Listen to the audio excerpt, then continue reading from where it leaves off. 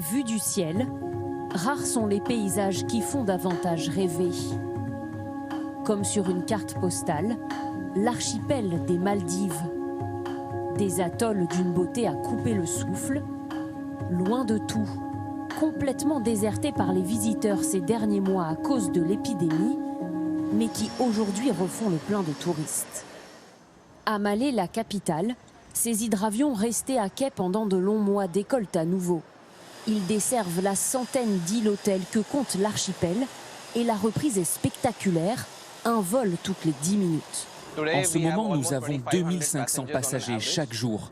Avant le Covid, nous en avions 2800, donc vraiment, on retrouve peu à peu l'activité d'avant. Parmi les vacanciers, ce couple de Français arrive d'Orléans.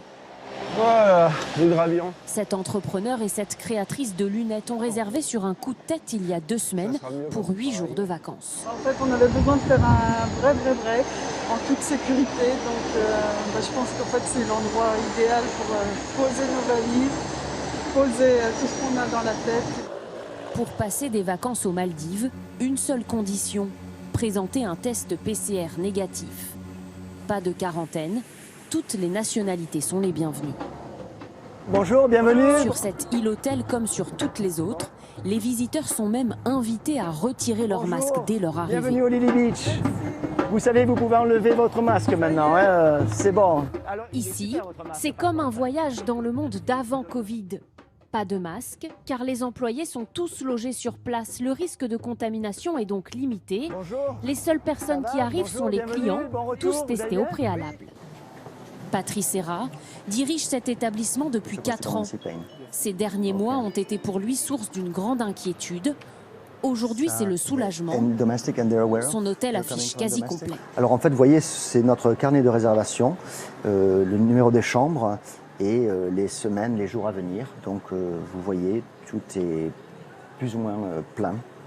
Nous finissons ce mois-ci à 85% d'occupation. Pour attirer les clients, l'hôtel n'a même pas eu besoin de casser les prix. Entre 6 500 et 16 000 euros le séjour d'une semaine en pension complète. Pour prendre ses distances avec le Covid, il faut avoir les moyens. C'est vrai que le prix n'est pas donné, mais c'est un voyage à faire une fois dans sa vie. Et je pense que c'est le bon moment. Dans l'archipel, le tourisme est un secteur clé sur lequel repose plus d'un quart de l'économie. Tout le monde ou presque vit de ses retombées. C'est le cas d'Atif Al-Ahmed, moniteur de plongée pour une île-hôtel. Depuis ses 18 ans, il fait découvrir la beauté des fonds marins maldiviens.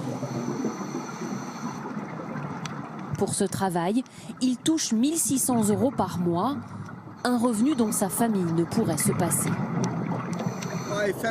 Ma famille, mes enfants, même mes parents vivent grâce à l'argent que je gagne tous les mois. Mais aux Maldives, tout le monde ne bénéficie pas encore du retour des touristes. Les excursions sur les îles habitées par les populations locales sont interdites pour éviter d'éventuelles contaminations. Une décision qu'ont du mal à comprendre les habitants. En haute saison, les voyageurs rapportent ici 30 000 euros par mois. J'aimerais bien voir revenir les touristes. Là, les boutiques sont fermées, mais nous, on est prêts à les accueillir. Ils pourraient venir et faire quelques achats ici. Malgré l'épidémie, les Maldives ont accueilli 500 000 visiteurs en 2020. C'est moins qu'en temps normal, mais les autorités se félicitent tout de même de ces bons résultats et parient sur une explosion des réservations pour 2021.